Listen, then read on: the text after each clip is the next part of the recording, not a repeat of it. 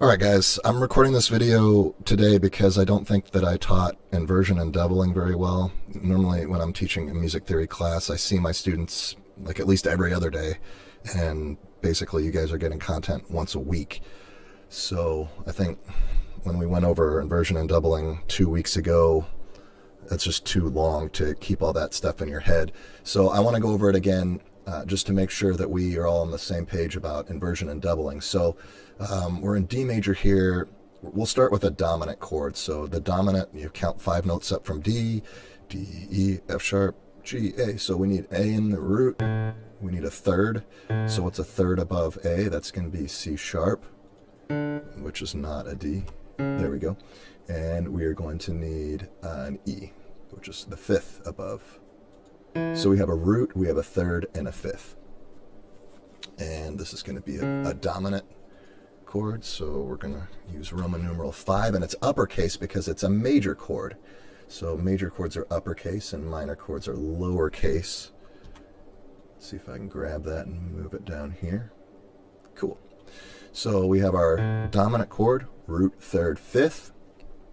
And let's copy this chord and paste it over here. Now, what if the root wasn't the lowest sounding note? The lowest sounding note we refer to as the bass. So what if the root wasn't the bass? And we're not talking about the bass like the string bass. We're just, the bass is the lowest sounding note. You could have 3 cellos playing this, and the cello that's playing the lowest note would be considered the bass voice. We could have 3 violins playing this. You'd have to retune your instrument to be able to do it because it's too low, but you know what I mean. We're not referring to an instrument type here. It's not an orchestration term. It's a music theory term. So anyway, let's say we took this A and moved it up here. Okay, now we have third, fifth, and the roots up here. We call this first inversion. Okay, so that changes this a little bit. Why is there a 6 here? Well, because the thirds are, whenever we write Roman numerals, the thirds are implied. Like, I guess if we were writing this, we could say third, fifth, but we don't because we just never see it that way. Here, the third is already implied, so between the bass and the next note is a third, and then the bass and the top voice, that's a sixth. So this is different. This has a different structure than this, which is why we have that that number, that Arabic number next to the Roman numeral number. So we have 2 different types of numbers going on, which can be confusing probably.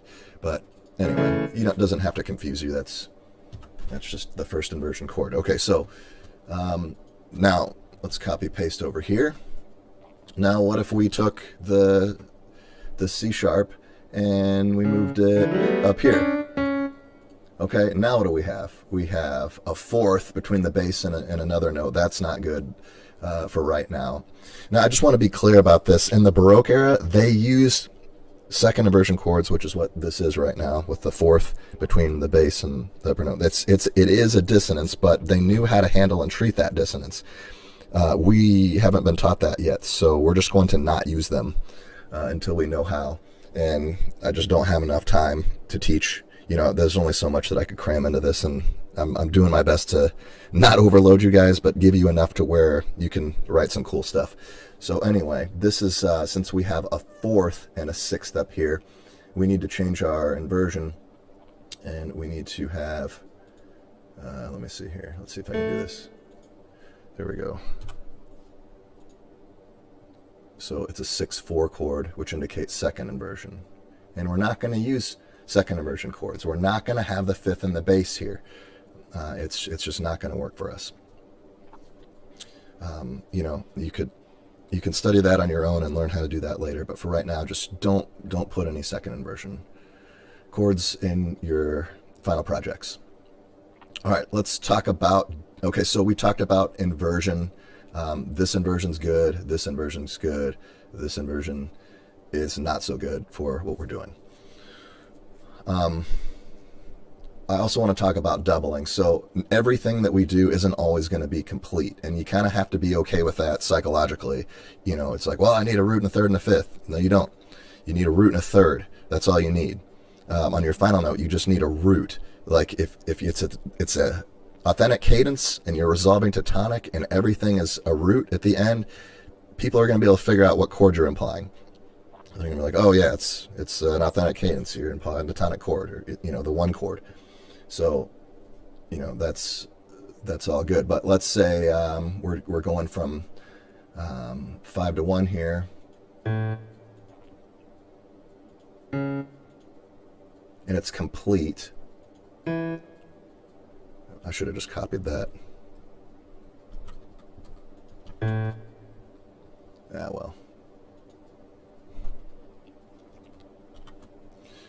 Okay. And then we're going to a tonic chord here.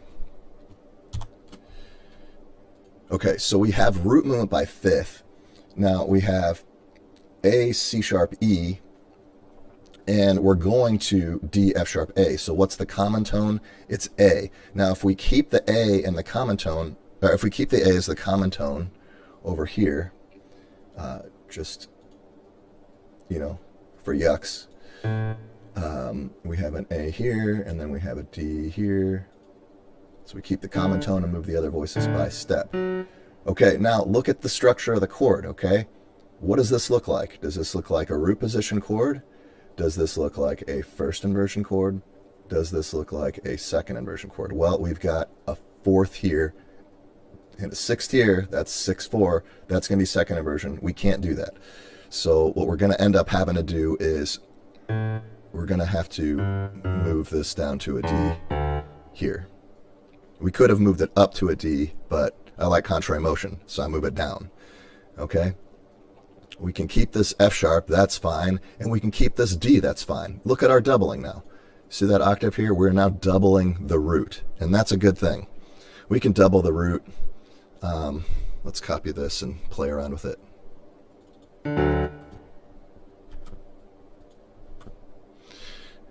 Okay. So let's put this back, first inversion. So this is not a progression, we're just playing around. For some reason our Roman numeral didn't copy. There we go. Okay, so we can double the root, that's fine. I don't want to double it with that, no. Okay, so if we double the root, let's just do it. So we double the root this way. Come on, note flight. There we go. Now, what's missing? Let's see if I can get it to play the whole chord. You hear that sound? It sounds pretty hollow, right? It's because we're missing the third. Is this major or minor? We don't know. Okay, if I move this back up, now let's listen to it. Oh, now we know it's a major chord because we've got a third. Okay, so if we're going to double the root, we're going to need to do it with the fifth. So we're going to need to take the fifth. Okay, and we need to use that sort of doubling. Root, root, third. Okay, we're missing the fifth, but you can still tell that it's a tonic chord, and we can still tell that it's major with our ears. Now, what we don't want to do is double the third, because it just takes a little bit of third to tell whether the chord's major or minor, and we don't need to have it primary.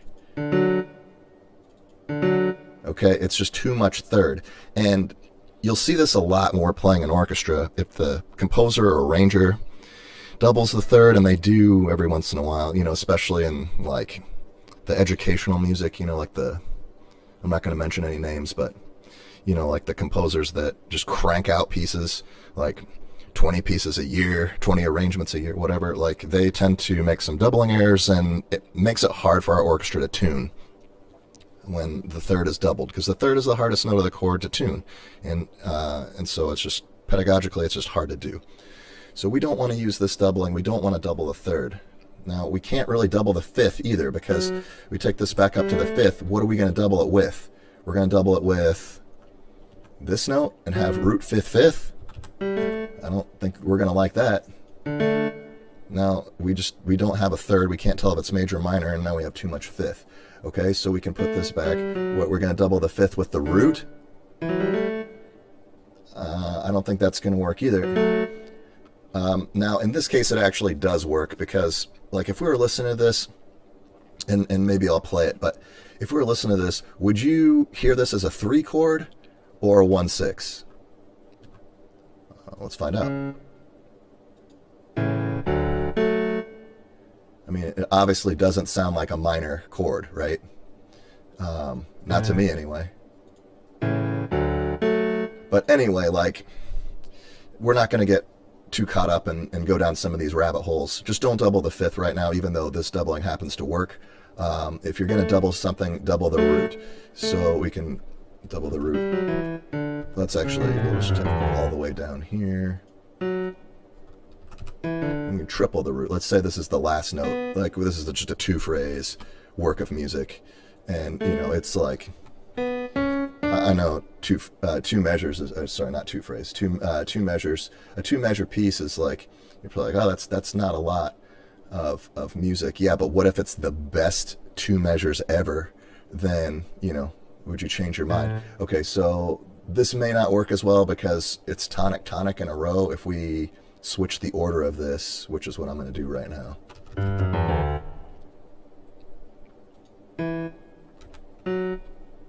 So I'm going to put the dominant in between these 2 chords just because it's going to sound better, hopefully, this way. Okay.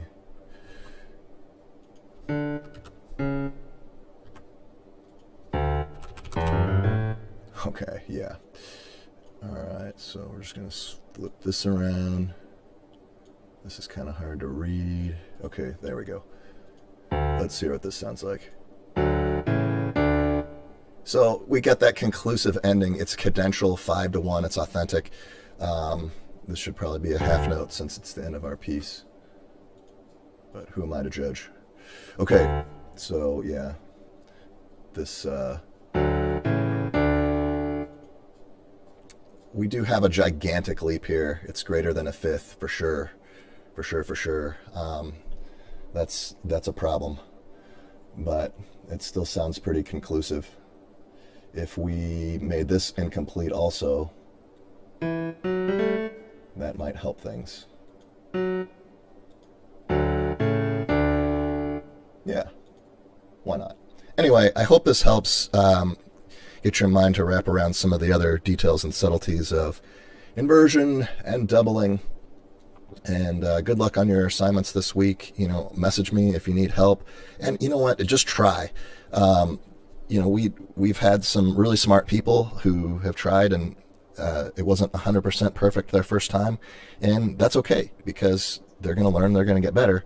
And the goal is not to be perfect on your first attempt. The goal is to learn the material, learn what you're doing, so that you can compose in this style and have fun with it. And maybe this summer you can compose some other stuff just on your own if you're enjoying what you're doing, and you don't have to follow any rules. Just experiment and play around. We were talking before the pandemic about maybe doing a new composers recital, where we had some composers in the area, people who want to try composition, just write music and get their pieces performed. You know, and what we could do it in the auditorium, and that might be a fun thing. So if you're interested in doing anything like that, you know, maybe we can set something up like that for next year. There are some pretty decent composers here in the area. You know, we got Joe Daigle, who composes quite a bit of music. We got Cliff Jones, who's you know, back in the day, Cliff, you know, he used to, or, you know, sorry, Professor Jones, as you guys know him, just wrote tons and tons of music and arrangements and some really cool stuff. And so, you know, we got Ben and Jackson. They're super good composers too. Like we got people in the area, but if you want to get into it, you want to try it, whatever, you know, you just got to hit the ground running. I mean, you just got to go and not be so worried about, well, I'm brand new. Yeah, everybody starts somewhere, right? That's how you learn. So, yeah, maybe we could provide some opportunities for some of you guys who would be interested in participating in a composer's recital or something like that. So, well, I hope you've enjoyed the content so far. Next week, if you're interested, and this is optional, you can add some non-chord tones to some of this. Like if I was going to add a non-chord tone, I see a perfect place to add a passing tone, which is right here. If I change that to an eighth note, oh, it's not going to let me because I didn't do my my layers right. But if I had an eighth note here, then I could have another eighth note here, have like a little passing tone going up. La la, right? So Yeah, that would be a good spot for one. If I had a common tone, I could use a neighboring tone. That would be pretty exciting, yeah. Neighboring tones are cool. I don't know why I'm talking like this. It's just because I've been locked down for 10 weeks, I think. But anyway, so it won't take very long to add some.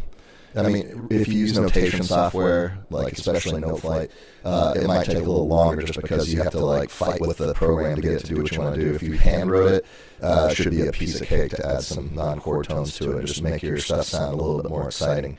If you don't have access to a piano, though, or to an instrument that can play multiple chord tones, it might be to your advantage to eventually put it into NoFlight or something just because you want to be able to hear your piece.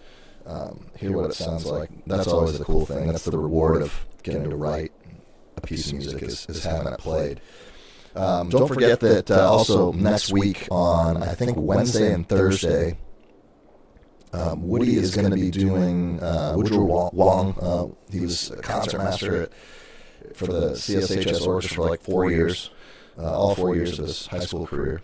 And he's a 3-time Texas All-Stater in the All-State Symphony, 3-time TSSEC Outstanding Soloist. He won the Brazos Valley Concerto Competition, the HYS Concerto Competition. I mean, the guy was a phenomenal player, and he still plays violin. He still plays hockey over there in California Way, and it's Stanford.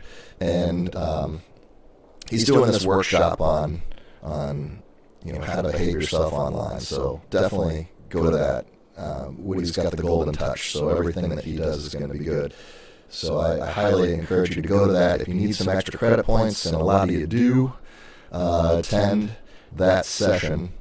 The school district is not calculating your GPA this semester based on the grades you're receiving, so as far as class rank and stuff, isn't going to be affected by the pandemic. However, when you submit your transcript for admission to a university, they may choose to calculate it because most universities, I would say, use a 4-point scale, so they take all your grades and they recalculate it, and so they may choose to actually take your grades seriously. So, if you attend Woody's sessions on Wednesday and Thursday, I will give you a massive injection to your grade, so that you will be very happy with your recalculated GPA should you decide to apply to university. Anyway, have a great week. Message me if you've got any questions, email, whatever, and just let me know what kind of troubles you're having, and maybe I'll be able to make another video if I need to or something. So, all right, take care. Have a good week.